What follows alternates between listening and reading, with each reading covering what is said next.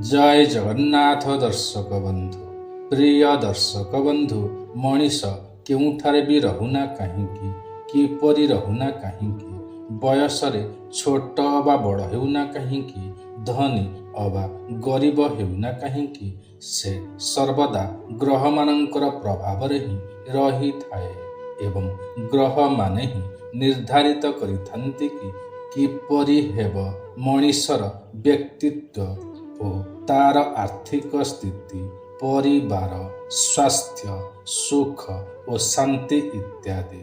ଏହିପରି ଭାବରେ ମଣିଷ ଯେଉଁ ବାରରେ ଜନ୍ମ ହୋଇଥାଏ ସେହି ଦିନର ଗ୍ରହମାନଙ୍କର ପ୍ରଭାବ ସେହି ମଣିଷଠାରେ ପ୍ରଭାବ ପକାଇଥାନ୍ତି। ଏହି ପ୍ରଭାବ ଶୁଭ ହୋଇଥାଏ ନା ଅଶୁଭ ହୋଇଥାଏ ଏହି ବିଷୟରେ ହିଁ ଆମେ ଆଜି ଆଲୋଚନା କରିବା। ଏହି ଭିଡ଼ିଓରେ ଆମେ ଆଲୋଚନା କରିବା କି ମଙ୍ଗଳବାର ଦିନ ଜନ୍ମ ହୋଇଥିବା ମଣିଷର କିପରି ହୋଇଥାଏ ବ୍ୟକ୍ତିତ୍ୱ ସ୍ୱାସ୍ଥ୍ୟ ଶାରୀରିକ ଗଠନ କ୍ୟାରିୟର ବନ୍ଧୁତା ପ୍ରେମ ସମ୍ପର୍କ ଶୁଭ ଦିନ ଶୁଭ ରଙ୍ଗ ଶୁଭ ବାର ଇତ୍ୟାଦି ବିଷୟରେ।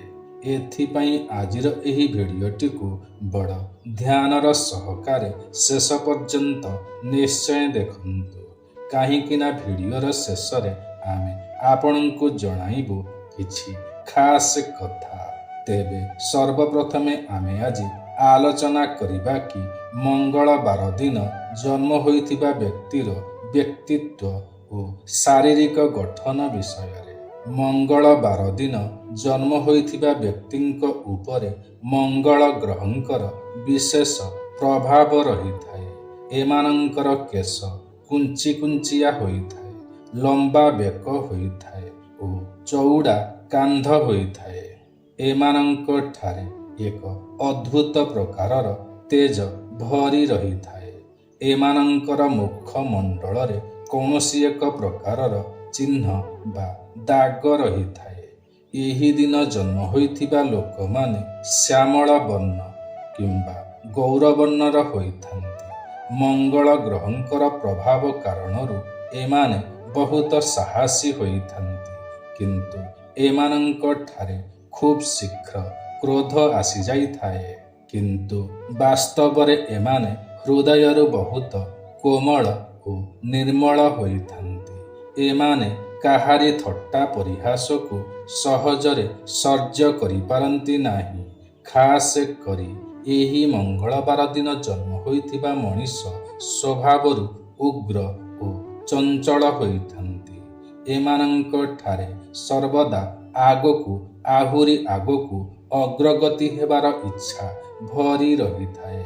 ବୋଧହୁଏ ଖାସ୍ ଏଇଥିପାଇଁ ହିଁ ପ୍ରକୃତି ଏମାନଙ୍କଠାରେ ଅତ୍ୟଧିକ ସାହସ ଭରି ଦେଇଅଛି। ଏଣୁ ଏମାନେ ଅତ୍ୟଧିକ ସାହସୀ ନିର୍ଭୟୀ ସ୍ମାର୍ଟ ଓ ଆକ୍ଟିଭ ହୋଇଥାନ୍ତି।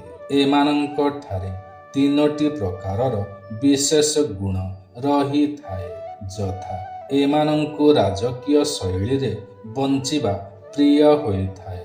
ଏଥିପାଇଁ ଏମାନଙ୍କ ପାଖରେ ସୁନ୍ଦର ସୁନ୍ଦର ପୋଷାକ ଗାଡ଼ି ଘର ଓ ତାହା ସବୁ ରହିଥାଏ, ଯାହାକୁ କି ଏକ ଲକ୍ଜରୀ ଲାଇଫ୍ ବୋଲି କହିପାରିବେ। ଏହା ସହିତ ଏମାନେ ବହୁତ ସଚ୍ଚୋଟ ହୋଇଥାନ୍ତି। ଏଣୁ ଏମାନେ କୌଣସି ବି ଭୁଲ କଥାକୁ ସହଜରେ ସହ୍ୟ କରିପାରନ୍ତି ନାହିଁ। ଏଥିପାଇଁ ବୋଧହୁଏ ଏମାନଙ୍କୁ ବହୁତ କ୍ରୋଧ ଆସିଥାଏ। ଏହା ସହିତ ଏମାନେ ନିର୍ଭୀକ ଓ ସାହସୀ ହୋଇଥାନ୍ତି।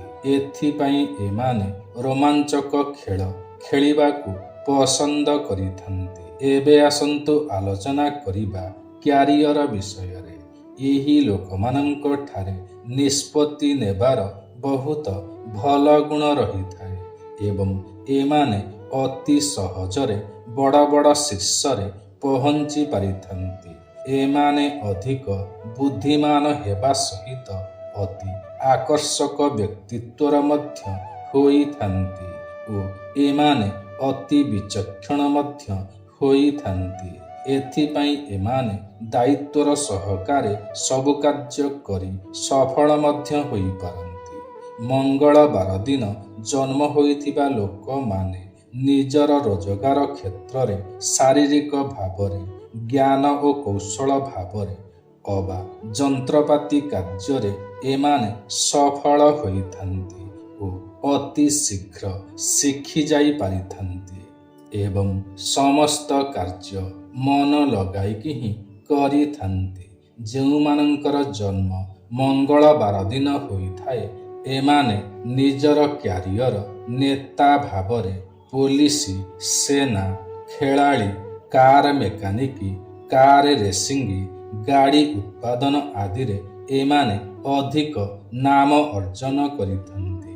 ଅତଃ ଏମାନଙ୍କୁ କେବେ ବି ଧନର ଅଭାବ ଦେଖା ଦେଇନଥାଏ। ଏବେ ଜାଣିବା ବନ୍ଧୁତା, ପ୍ରେମ ସମ୍ପର୍କ ଓ ବୈବାହିକ ଜୀବନ ବିଷୟରେ। ମଙ୍ଗଳବାର ଦିନ ଜନ୍ମ ହୋଇଥିବା ବ୍ୟକ୍ତିମାନଙ୍କୁ ଅତି ସୁନ୍ଦର ଜୀବନସାଥୀ ମିଳିଥାଏ। ଏମାନଙ୍କର ବୈବାହିକ ଜୀବନରେ ଅନେକ ଉତ୍ଥାନ ପତନ ଦେଖିବାକୁ ମିଳିଥାଏ। ଏମାନଙ୍କର ଜୀବନସାଥୀଙ୍କ ସହିତ ଛୋଟମୋଟ ଝଗଡ଼ା ସର୍ବଦା ଲାଗି ରହିଥାଏ ଏବଂ ରୁଷିବା ଓ ମନେଇବା ପ୍ରକୃତି ମଧ୍ୟ ଚାଲି ରହିଥାଏ। ଏଥିପାଇଁ ଏମାନେ ଅଧିକ ସମୟ ଧରି ରୁଷି ରହିପାରନ୍ତି ନାହିଁ ବା ଏମାନଙ୍କ ଠାରେ ଅଧିକ ସମୟ ମନ ମନାନ୍ତର ସ୍ଥିର ରହିନଥାଏ। ଏମାନେ ଅତି ଶୀଘ୍ର ମନେଇ ପାରନ୍ତି ଓ ମାନି ବି ଯାଇଥାନ୍ତି। ଏବେ ଜାଣିବା ସ୍ୱାସ୍ଥ୍ୟ ବିଷୟରେ। ମଙ୍ଗଳବାର ଦିନ ଜନ୍ମ ହୋଇଥିବା ବ୍ୟକ୍ତିମାନେ ଅତ୍ୟଧିକ ସ୍ୱାସ୍ଥ୍ୟବାନ ହୋଇଥାନ୍ତି ବା ରୋଗମୁକ୍ତ ହୋଇଥାନ୍ତି। କେବେ କେବେ ଯଦି କିଛି ରୋଗ ଦେଖାଦିଏ ତ ରକ୍ତଜନିତ ସମସ୍ୟା ଅବା ଇନଫେକ୍ସନ ଆଦି ରୋଗର ସମସ୍ୟା ଦେଖା ଦେଇଥାଏ।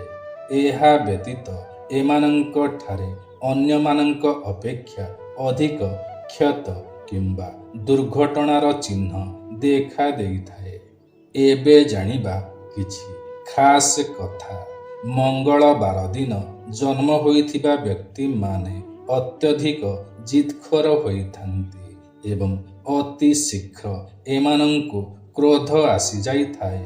ଏଥିପାଇଁ କୌଣସି କାର୍ଯ୍ୟ କରିବା ପାଇଁ ତରବର ହୁଅନ୍ତୁ ନାହିଁ ବା ତରବରିଆ ଭାବରେ କିଛି ବି ନିଷ୍ପତ୍ତି ନିଅନ୍ତୁ ନାହିଁ। ଯଦି ଆପଣ ନିଜର କ୍ରୋଧ ଓ ଜିଦ୍ଦିକୁ ଆୟତ୍ତ କରିନେବେ ତେବେ ସଫଳତା ସର୍ବଦା ଆପଣଙ୍କର ଚରଣ ସ୍ପର୍ଶ କରିଥାଏ। ଆପଣଙ୍କ ପାଇଁ ଶୁଭ ସଂଖ୍ୟା ହେଉଛି 3, 6 ଓ 9। ଆପଣଙ୍କ ପାଇଁ ଶୁଭ ରଙ୍ଗ ହେଉଛି ଲାଲ ରଙ୍ଗ ଓ ମେରୁନ୍ ରଙ୍ଗ ଏବଂ ଆପଣଙ୍କ ପାଇଁ ଶୁଭ ବାର ହେଉଛି ରବିବାର, ସୋମବାର, ମଙ୍ଗଳବାର ଓ ଗୁରୁବାର।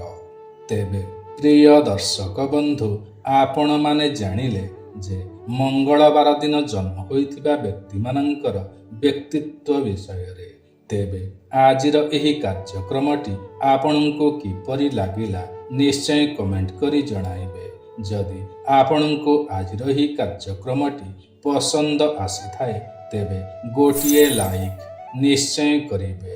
ଯଦି ଆପଣ ଆମର ଏହି ୟୁଟ୍ୟୁବ୍ ଚ୍ୟାନେଲ ଓଡ଼ିଆ ଜ୍ଞାନ ସାଗରକୁ ଏଯାଏଁ ସବସ୍କ୍ରାଇବ୍ କରିନାହାନ୍ତି ତ ତୁରନ୍ତ ସବସ୍କ୍ରାଇବ୍ କରିନିଅନ୍ତୁ, କାରଣ ଆମର ଏହି ୟୁଟ୍ୟୁବ୍ ଚ୍ୟାନେଲରେ ଏହିପରି ଅନେକ ଭଲ ଭଲ ଭିଡ଼ିଓ ମାନ ସର୍ବଦା ଅପଲୋଡ଼ କରାଯାଇଥାଏ, ଯାହାକି ଆପଣଙ୍କର ଜ୍ଞାନର ସୀମାକୁ ବଢ଼ାଇଥାଏ। ତେବେ ପ୍ରିୟ ଦର୍ଶକ ବନ୍ଧୁ, ଆଜିର ଏହି କାର୍ଯ୍ୟକ୍ରମଟିକୁ ଏଇଠି ରଖୁଛୁ। ପୁଣି ଦେଖା ହେବ ଆସନ୍ତା ନୂଆ ଏକ କାର୍ଯ୍ୟକ୍ରମରେ। ସେ ପର୍ଯ୍ୟନ୍ତ ଆମକୁ ବିଦାୟ ଦିଅନ୍ତୁ। ଜୟ ଜଗନ୍ନାଥ ଦର୍ଶକ ବନ୍ଧୁ।